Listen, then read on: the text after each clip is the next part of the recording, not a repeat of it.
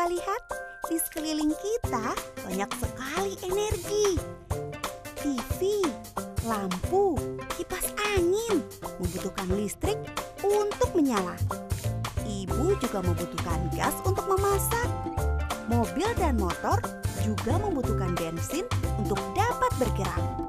Sepeda juga membutuhkan energi untuk bisa bergerak.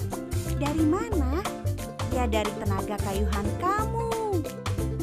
Ketika kamu makan, kamu juga mendapatkan energi yang bisa kamu gunakan untuk bermain maupun belajar. Seperti yang kamu lihat, energi sangat penting untuk kehidupan kita. Tapi tahukah kamu bahwa hampir semua sumber energi yang kita gunakan sekarang didapat dari bahan bakar fosil seperti batu bara, minyak bumi, dan gas alam.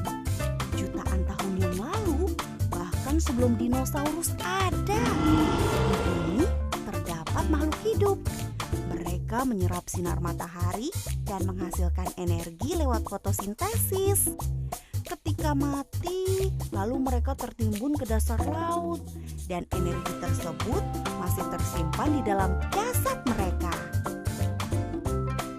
Jutaan tahun kemudian, energi dari sinilah yang kita pakai saat ini dalam bentuk batu bara, minyak bumi, dan gas alam. Pemakaian bahan bakar fosil ini punya dampak buruk bagi bumi kita karena akan menghasilkan polusi yang dapat mencemari udara, air, dan tanah kita. Dan juga membuat bumi kita semakin panas. Berita terburuknya, bahan bakar fosil ini jumlahnya sangat terbatas. Sehingga kalau kita gunakan terus-menerus akan habis suatu saat. Menyeramkan bukan? Untungnya sekarang sudah ada yang namanya sumber energi terbarukan, yaitu sumber energi yang tersedia dari alam dan dalam jangka waktu yang relatif panjang. Sehingga kita tidak perlu khawatir akan kehabisan. Yuk kita kenali sumber energi ini satu persatu. Energi surya. Tahukah kamu, ternyata sinar matahari selain sering digunakan ibu untuk menjemur baju, dapat kita manfaatkan sebagai sumber energi. Yuk kita lihat cara kerjanya. Pertama, panel surya akan menyerap sinar matahari. Semakin terang sinar matahari, semakin besar energi yang bisa dimanfaatkan.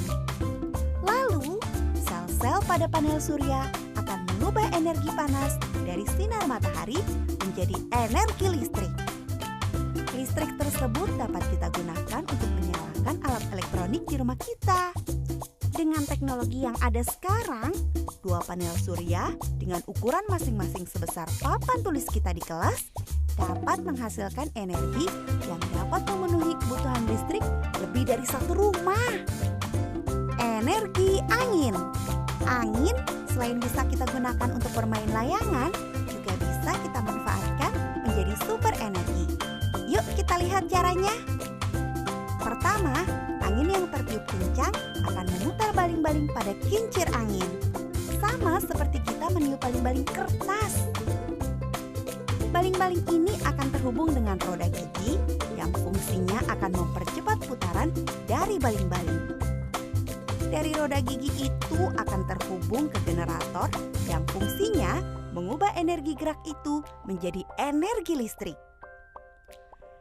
Energi listrik dari tenaga angin ini dapat memenuhi kebutuhan listrik di rumah kita sehari-hari. Energi arus air. Di sungai, selain kita bisa bermain air dan berenang, ternyata juga bisa dimanfaatkan menjadi energi listrik. Gimana sih caranya? Energi dari arus air ini menggunakan tenaga air sebagai penggeraknya, seperti dari sungai atau danau. Arus air ini akan memutar kincir air. Kincir air ini akan terhubung ke generator yang fungsinya mengubah energi gerak itu menjadi energi listrik.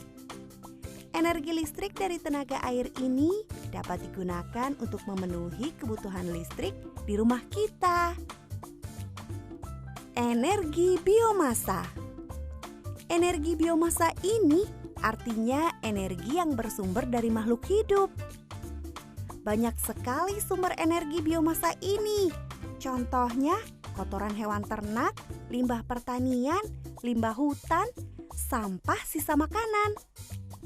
Kok bisa ya? Yuk kita lihat cara kerjanya. Pertama, kotoran hewan ternak, limbah pertanian, atau sampah sisa makanan tersebut dikumpulkan dalam sebuah tabung.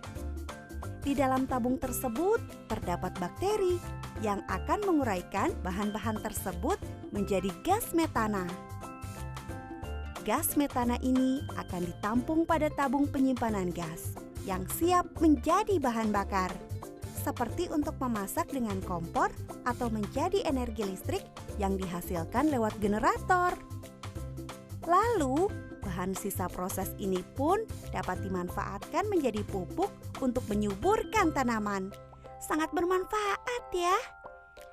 Jadi, banyak sekali kan sumber energi terbarukan di sekitar kita?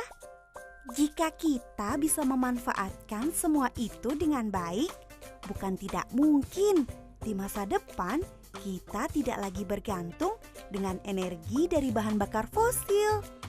Sehingga sambil menikmati energi listrik yang dihasilkan, bumi kita pun juga akan lebih terjaga. Seru kan teman-teman? Yuk kita belajar lebih giat lagi agar di masa depan kita bisa mengelola energi-energi terbarukan ini dengan semakin baik.